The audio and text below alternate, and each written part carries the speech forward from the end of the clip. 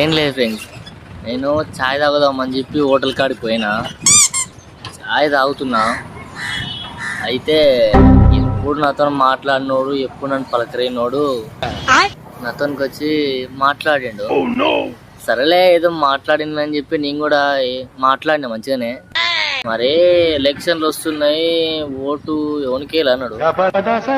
ఏమో తెలియదు అన్న, అయితే మనకే ఓటే అన్నాడు. ఎప్పుడు నన్ను పలకరించోడు కాదు, ఏంటి సడన్ గా పలకరిస్తుంది అని చెప్పి నేను అర్థం కాలేనా.